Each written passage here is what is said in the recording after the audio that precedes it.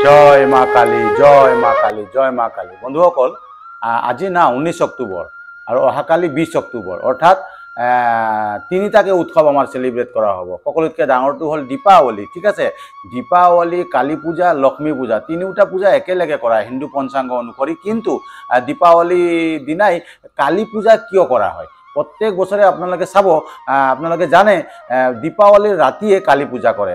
দীপাৱলীৰ ৰাতি কালী পূজা কিয় কৰে এইটোৰ বিষয়ে মই আজি অলপ আপোনালোকক ক'ব ওলাইছোঁ, আৰু এইটো মই শাস্ত্ৰত পাইছোঁ। বন্ধুসকল, দীপাৱলীৰ দিনা ৰাতি ঘোৰ অমাৱস্যাৰ ৰাতি, ঘোৰ অমাৱস্যাৰ ৰাতি মানে অন্ধকাৰ। অন্ধকাৰত কি হয়? কিহৰ প্ৰতীক অন্ধকাৰ? অশুভ শক্তিৰ প্ৰতীক হ'ল অন্ধকাৰ। গতিকে দীপাৱলীৰ যিটো উদ্দেশ্য হৈছে পোহৰ, অন্ধকাৰৰ ওপৰত পোহৰৰ বিজয়, অজ্ঞানতাৰ ওপৰত কি হ'ল? জ্ঞানৰ বিজয়। ঠিক আছে, দীপাৱলী কিহৰ কাৰণে পালন কৰে সেইটো মই কম পিছত, কিন্তু আজি কালী পূজা কিহৰ কাৰণে এইটো কম। কালী পূজা এইকাৰণে কৰে, অমাৱস্যাৰ ঘোৰ ৰাতি দীপাৱলীৰ দিনা পৰে, আৰু এই দিনাই কালী পূজা কৰা হয়। কালী মাক ঘোৰ অমাৱস্যাৰ দিনা পূজা এইকাৰণে কৰা হয় যে কালী মায়ে বিভিন্ন অসুৰক বধ কৰি, আৰু বিশেষকৈ ৰক্তবীজক বধ কৰাৰ সময়ত কালী মাৰ বিশেষ কষ্ট হৈছিল, বহু কষ্ট হৈছিলে। ৰক্তবীজক বধ কৰাৰ পিছত কালী মায়ে শান্ত হ'ব পৰা নাছিলে। অশান্ত হৈ যেতিয়া ইফাল সিফাল তেওঁ খঙত ক্ৰোধত ইফাল সিফাল ঘূৰি ফুৰিছিলে, তেতিয়া তেওঁক শান্ত কৰাৰ কাৰণে তেওঁৰ পতি শিৱই তেওঁৰ কালীমাৰ ৰাস্তাত শুই দিছিলে। আৰু কালীমাই আহি কি কৰিলে? নেদেখি তেওঁৰ গাত ভৰি দিলে, আৰু লগে লগে কালীমাৰ কি হ'ল তেওঁৰ জ্ঞান ঘূৰি আহিলে। তেওঁ লগে লগে তেওঁৰ দেখিলে যে তেওঁ নিজৰ স্বামীৰ ওপৰত ভৰি দিলে, লগে লগে তেওঁৰ শান্ত হৈ গ'ল, ক্ৰোধ ঠাণ্ডা হৈ গ'ল। আৰু সেই তিথিটোৰ পৰা, সেই সময়খিনিৰ পৰাই ঘোৰ অমাৱস্যাৰ দিনা দীপাৱলীৰ ৰাতি কালী পূজা কৰাৰ পৰম্পৰা অতীজৰ পৰা বন্ধুসকল চলি আহিছে। ঠিক আছে, আজিৰ এই ভিডিঅ'টোত মই কালী পূজা দীপাৱলীৰ দিনা কিয় কৰে এইটো বিষয়ে ক'লোঁ, আৰু ইয়াৰ পিছত দীপাৱলী কিয় কৰে এইটোও ক'ব ওলাইছোঁ।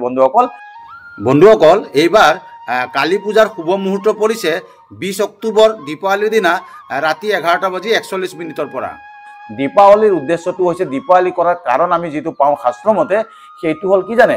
ভগৱান ৰামচন্দ্ৰ 14 বছৰ বনবাস থাকি ঘূৰি আহিছিলে। 14 বছৰ বনবাসত তেওঁ অনেক অসুৰক বধ কৰিছে, অনেক অশুভ শক্তিক বধ কৰিছে, আৰু শেষত ৰাৱণক, সীতাক হৰণ কৰি নিয়াৰ কাৰণে ৰাৱণকো বধ কৰি তেওঁ যেতিয়া 14 বছৰ কাল সম্পূৰ্ণ কৰি ঘৰলৈ ঘূৰি আহিছিল, তেতিয়া সমগ্ৰ অযোধ্যাবাসীয়ে ৰাজ পৰিয়ালৰ লগতে সমগ্ৰ অযোধ্যাবাসী প্ৰজাই একদম তেওঁক আদৰাৰ কাৰণে, আদৰণি জনোৱাৰ কাৰণে তেতিয়া দিনতো লাইটিঙৰ ব্যৱস্থা নাছিলে, ইলেক্ট্ৰিচিটি নাছিল।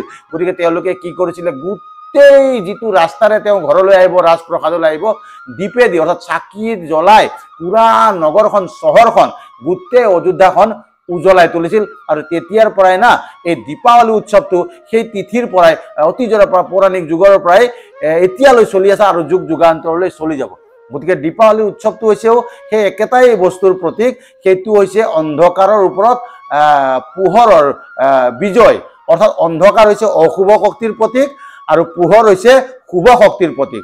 গতিকে দীপাৱলী আৰু কালী পূজা কৰি আমি অন্ধকাৰক গুচাই পোহৰক আদৰাৰ কাৰণে, অৰ্থাৎ অজ্ঞানতাৰ পৰা জ্ঞানৰ লৈ আগবঢ়াৰ কাৰণে আমি এই তিথিটো প্ৰত্যেক বছৰে মহা ধুমধামেৰে পালন কৰি আহিছোঁ। গতিকে বন্ধুসকল, আজি বেছি নকওঁ, এই শ্বৰ্ট ভিডিঅ'টোত মই দীপাৱলীৰ দিনা কালী পূজা কিয় কৰে, আৰু দীপাৱলীত কিয় এতিয়া ইমান দীপ জ্বলোৱা হয়, আৰু কালী পূজাৰ কি মাহাত্ম্য, এই বিষয়ে ক'লোঁ। যদি ভাল লাগিছে জানি আপোনালোকে নিশ্চয় কমেণ্ট কৰি জনাব, আৰু এনেকুৱা ধৰণৰ ভিডিঅ'বোৰ চাই থকাৰ কাৰণে আপোনালোকে নিশ্চয় মোৰ চেনেলটো ফ'ল' কৰিব, আৰু লাইক শ্বেয়াৰ কমেণ্ট কৰিব নাপাহৰিব। তেতিয়ালৈ জয় মা কালী, জয় মা কালী, জয় মা কালী।